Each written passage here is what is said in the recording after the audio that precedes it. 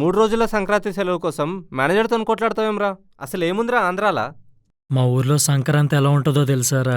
Bhogi మంటలతో పొగమంచుకు bye చెప్పేసి, రకరకాల పిండి వంటలకు హాయ్ చెప్పేసి, వీధుల్లో ముగ్గులన్నిటికి రేటింగ్లు ఇచ్చుకుంటూ, హరిదాసుల బ్లెస్సింగ్స్ పుచ్చుకుంటూ, అతిథులకు మర్యాదలు, అరిటాకుల్లో భోజనాలు కానిచ్చేసి మధ్యాహ్నం కల్లా రోడ్డెక్కేసి, లోనా బయట గుండాట ప్యాకెట్ అంటూ వచ్చిన హైకుల పందాల్లో పోగొట్టి, పక్కనే దొరికే చికెన్ పకోడీ ఒక ప్యాకెట్ కట్టి, చేపల చెరువుల నుండి కోనసీమకు బయలుదేరితే కొబ్బరి తోటలు, జొవ్వలు, మేళతాళాలు, పూలహారాలతో అలంకరించిన ప్రభలు, ఇంటింటికి ఆగిచ్చే హారతులు, ఊరేగింపప్పుడు కుర్రాళ్ళు వేసే నాటు స్టెప్పులు, వాటిని ఐమూలుగా చూడడానికి వచ్చే అమ్మాయిలు, తీర్థంలో బోర్లు ఊదుకుంటూ ఎగ్జిబిషన్ వైపు అడిగేసి, మందు కాల్పులు నూరెళ్లబెట్టి చూసి తెల్లారేక పడుకుంటే, కనుమ రోజు నీసు భోజనాల పరిమళాలతో మెలకు వచ్చేస్తుంది. తెలియకుండానే టైం అలా గడిచిపోద్ది. ఆప్యాయంగా మమ్మల్ని పెంచిన వాళ్ళు, మా ముందే పెరిగి పెద్దయిన వాళ్లతో ఆనందంగా గడిపే ఆ 3 రోజుల కోసం సంవత్సరం అంతా ఎదురు చూస్తూనే ఉంటాంరా.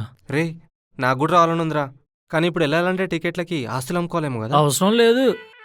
ఫ్రెష్ బస్ లో బుక్ చేద్దాము, గ్రీన్ కార్డ్స్ రీడింగ్ చేద్దాము, పాలిచ్చే డిస్కౌంట్ లో నొక్కేద్దాము, భీమవరం వెళ్ళిపోదాము, పేకాట ఆడుకుందాము, పంగాల్లో తొప్పెడదాము, సంక్రాంతికి సెట్ చేద్దాము.